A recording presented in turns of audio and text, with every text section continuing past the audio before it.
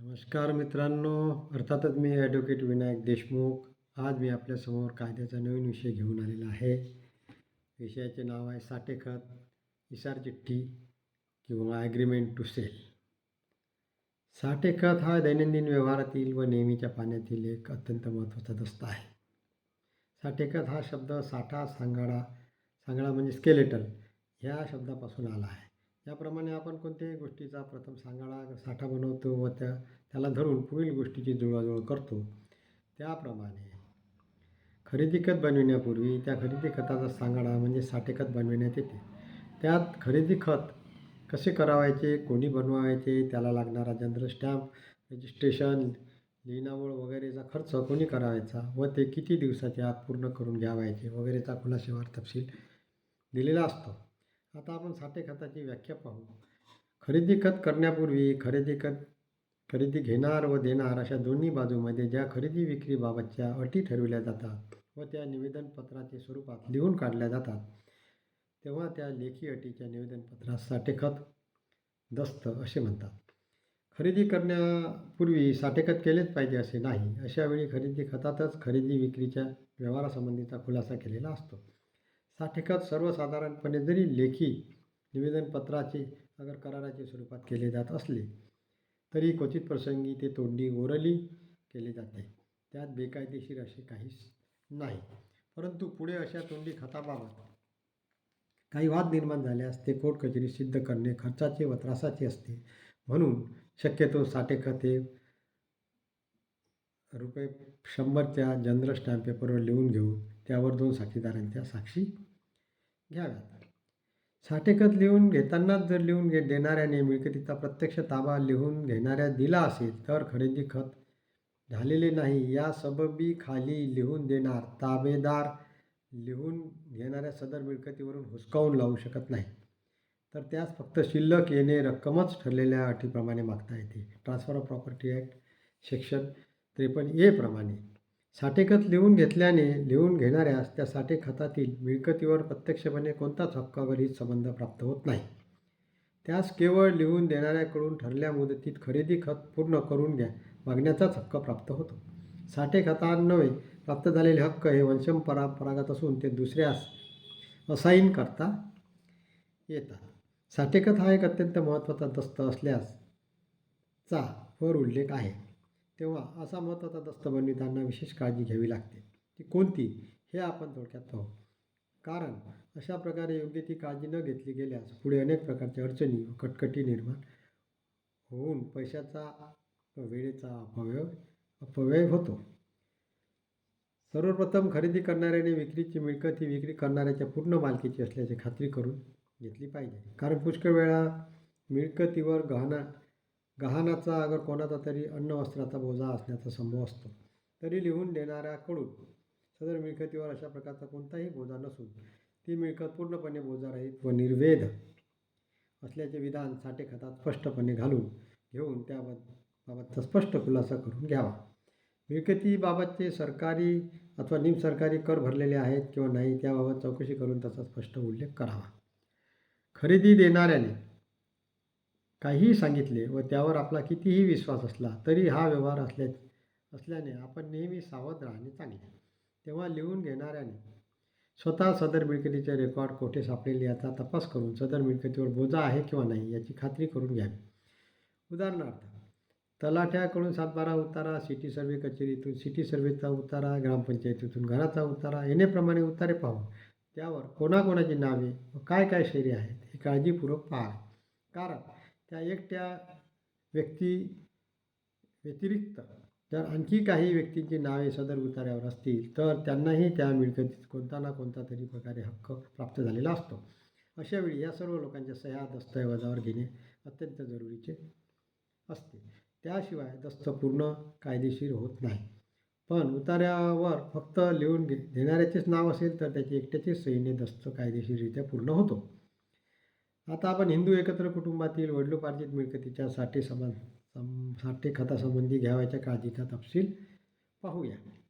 जेव्हा हिंदू एकत्र कुटुंबाचा करता वडिलोपार्जित मिळकत विक्रीस काढतो तेव्हा ती विक्री करण्यास त्यास कोणते कारण आहे याचा पूर्ण तपास करावा. तसेच ती कारणे योग्य व कायदेशीर आहेत की नाहीत हे सुद्धा पाहावे लागते.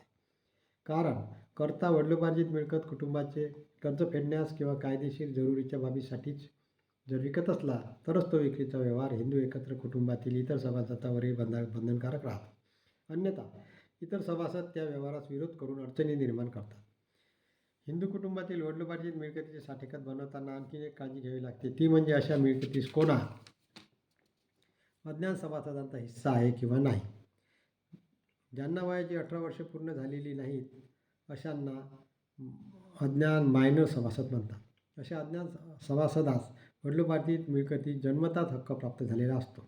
अशावेळी ती मिळकत खरेदी करण्यापूर्वी पालक आणि पाल्या गार्डियन अँड वाट्स ॲक्ट खाली अर्ज करून जिल्हा कोर्टाकडून परवानगी घ्यावयाची असते. अन्यथा त्या अज्ञात मुलाची आई, जवळचे नातेवाईक अथवा ती मुले संज्ञान झाल्यावर सदर विक्रीचा व्यवहार त्यांच्यावर बंधनकारक नसल्याचा दावा करू शकतात व तसा दावा करण्याचा त्यांना कायदेशीर हक्कही असतो. परंतु मिळकत लिहून देणार यांची स्वसंपादित असेल तर अज्ञात सभासदांना विक्रीचे व्यवहारास विरोध करता येणार नाही. मिळकत जेव्हा लिहून देणाऱ्याची सेल्फ ॲक्वायर्ड असेल अथवा तो तिचा कायदेशीर पूर्णपणे मालक झाला असल्यास त्याने त्या इसमाकडून सदर मिळकत खरेदी केली, ते अस्सल खरेदी खत मागून घेऊन ते खरेदी खत त्याचे एकट्याचे नावे झाले असेल तर त्याचकडून सदर मिळकतीचे साठेखत लिहून घ्यावे. काही वेळा सरकारास लोककल्याणार्थ काही जागा घ्यावी लागते. उदाहरणार्थ सरकारी कचेरीकरता, बाग बगीचा वगैरे करता. अशावेळी आपण साठेखत बनवित असलेली मिळकत सरकारकडून ॲक्वायर केली जाणार आहे की काय याचा तपास करावा. ही चौकशी लँड ॲक्विजिशन ऑफिस, म्युनिसिपॅलिटी कॉर्पोरेशन ऑफिसमधून करता येते. जेव्हा साठेखत बनवितानाच त्यात लिहून देणाऱ्याकडून सदर मिळकत सरकार घेणार नसल्याच्या बाबतचे आश्वासन लेखी घ्यावे. सरकार घेणार असलेल्या मिळकतीबाबतची नोटीस मिळकतीचे मालकास पाठविली जात असते. आता आपण वहिवाटीचे हक्कासंबंधी साठेखतात काय तरतूद करता येतात त्याचा तपशील पाहू. प्रथम वहिवाटीचे हक्क म्हणजे काय ते पाहू. मिळकतीचे मालकी हक्काचे अनुषंगाने येणाऱ्या व त्या मिळकतीचा पुरेपूर उपभोग घेण्यास शेजारील मिळकतीवर असणाऱ्या हक्कास वहिवाटीचे हक्क असे म्हणतात. उदाहरणार्थ शेजारील मिळकतीतून जाण्या येण्याचा हक्क, हवा उजेड घेण्याचा हक्क वगैरे अशा हक्कांना साठेखतात पूर्णपणे स्पष्ट उल्लेख असावा. तसेच मिळकतीच्या बाजूस असणाऱ्या भिंतीच्या मालकी हक्कासंबंधीची साठेखतात स्पष्ट उल्लेख असावा. कारण भिंती सामायिक मालकीच्या असल्यास व ते आपणास माहीत नसल्यास पुढे तंटे निर्माण होतात. साठेखतातील जमीन जर शेतीची असेल तर त्यासाठी विशेष काळजी घेतली पाहिजे. अशी शेतजमीन जर बिगर शेतीचे कामी बिगर शेतकऱ्यास उपयोगात आणायची असेल तर त्यात कलेक्टर साहेबांची परवानगी घेऊन ती जमीन बिगर साऱ्यासाठी ठरवून घेऊन नवीन महसूल ठरवून घ्यावा लागतो. मिळकतीवर कारखाना उभारणे असेल तर साठेखत बनविण्यापूर्वी तेथे सरकारी व म्युनिसिपल नियमानुसार कारखाना काढता येतो की काय नाही याची पूर्ण चौकशी करून तसा तो काढता येत असेल तरच साठेखत करावे. जमीन इनामी असून तिचे आपणास साठेखत बनविणे असल्यास जमिनीच्या मालकाने साऱ्याचा काही ठराविक पट रक्कम कलेक्टर यांच्याकडे भरून ती जमीन रवतवारी करून घेतली असल्याची खात्री करून घ्यावी व मगच साठेखत बनवून घ्यावे. जर खरेदी घ्यावयाची मिळकत 1976च्या शहरी कमाल जमीन कायदा धारणाने नमूद केलेल्या परिसरात येत असेल तर त्या कायद्याच्या कलम 26 व 27 खाली सक्षम अधिकारी यांच्याकडे अर्ज करून विक्रीसाठी परवानगी मिळविणे किंवा नोटीस देणे आवश्यक असते. मिळकतीचे मालकी हक्कासंबंधी तपासणी.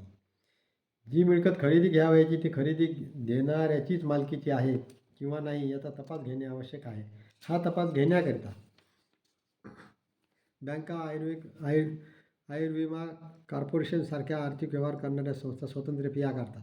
तसा तपास वकिलांनी केला तर त्यांनाही स्वतंत्र फी द्यावी लागते. मिळकतीचे मालकीचा तपास हा व्यवहारातील अत्यंत महत्त्वाचा भाग असतो. सामान्यतः खरेदी देणाऱ्याकडून त्याचे नावे झालेली खरेदी खत पाहावयास मिळाले म्हणजे त्या खरेदी खतात त्या मिळकतीचा पूर्व इतिहास पाहावयास मिळतो. अस्सल खरेदी खत त्याच्याकडे नसेल तर नोंदणी अधिकाऱ्याकडे त्याची नक्कल असते किंवा तपासणी फी भरून ती पाहावयास मिळते. तो इसम 12 वर्षाहून अधिक काळ कब्जात असेल किंवा ते खरेदीगत 12 वर्षापूर्वीचे असेल तर काहीच अडचण येत नाही. तरीसुद्धा 12 वर्षाच्या मुदतीत एखाद्या वेळी खरेदी देणाऱ्यापैकी कोणी अज्ञान किंवा वेडा असेल तर ती मुदत वाढून त्यामागे जाणे ही जरूर असते. सरकारी कागदोपत्री मालक म्हणून एखाद्याचे नाव जादा सापडले व ते पुढे कमी करण्यात आले तर ते का कमी करण्यात आले याचा शोध घेणे आवश्यक असते. ज्यावेळी पूर्वीचे खरेदी खत एखाद्या इसमास वारस म्हणून केले जाते तेव्हा तो खरोखरच एकटा वारस होता की आणखी काही वारस होते हे पाहणे आवश्यक असते. जर इतर काही वारस असतील तर त्या वारसांचे हिश्श्याचे काय झाले याची चौकशी करणे आवश्यक असते. विशेषतः मुसलमान समाजात अनेक वारसांना मुस्लिम कायद्याप्रमाणे लहान हिस्सा वाटणीला आलेला असतो. त्यावेळी जास्त दक्षता घेणे आवश्यक असते. जेव्हा एखाद्या मिळकतीची मालकी सरकारकडे गेलेली असते त्यावेळी ती पुन्हा खरेदी देणार याच्याकडे कशी आली किंवा 60 वर्षावर अधिक काळ ती त्याच्या ताब्यात आहे काय याची चौकशी करणे आवश्यक असते. जेव्हा एखादी जमीन ही पडलेली असते व तिचा वापर मालक करीत नाही अशावेळी ती 12 वर्षे कब्जात आहे हे साबित करणे कठीण असते. म्हणून खरेदी घेणाऱ्याने त्याचा मालकी हक्कास त्या दस्ताबाबत खात्री करून घेतल्या वाचून व्यवहार करू नये. मिळकतीवर बोजा आहे किंवा नाही हे पाहण्याकरता कमीत कमी 12 वर्षे व शक्य असल्यास जास्त मुदतीचा शोध घेणे जरुरी असते. कारण एखाद्या वेळी गहाणखतात काही मुदत दिलेली असते व त्या मुदतीनंतर गहाणखताची कायद्याने ठरवलेली मुदत सुरू होते. ट्रान्सफर ऑफ प्रॉपर्टी ॲक्ट कायद्याच्या 55(1) प्रमाणे खरेदी देणाऱ्या याच्यावर सर्व बोजांचे निवारण करण्याची जबाबदारी आहे. मिळकतीची किंमत 50,000चे पुढे असेल तर लिहून देणार यांनी इन्कम टॅक्स भरला असल्याबद्दलचा दाखला खरेदी खतासोबत दाखल करणे आवश्यक असते. आता दस्त कोणास व कोणाकरता करता येईल हे आपण पाहू. साठेखत लिहून घेणार व देणार हे दोघेही करारप्राप्त म्हणजे सज्ञान, स्थिरचित्त व त्यांना लागू असलेल्या कायद्यांन्वये करार करण्यास पात्र असावे. उदाहरणार्थ ज्या मिळकतीसंबंधी कोर्टात वाद चालू असेल ती मिळकत त्या कोर्टाची परवानगीशिवाय घेता येणार नाही. जेव्हा साठेखत अज्ञानाचे फायद्यासाठी करावायचे असते तेव्हा त्याचे सज्ञान पालकाची नावे करण्यात येते. तरी अशा व्यवहारात धोका हा राहतो. अज्ञानाचे विरुद्ध आपणास हवी असणारी कारवाई करता येत नाही कारण कराराने आपणास अज्ञानास बांधून घेता येत नाही. साठेखत बनविताना आणखी काही तांत्रिक बाबीकडे लक्ष पुरवावे लागते. म्हणजे मिळकतीचे खुलासेवार वर्णन, तिचा सर्वे नंबर, गट नंबर, ग्रामपंचायत घर नंबर, सिटी सर्वे नंबर, चतुर्सीमा वगैरे.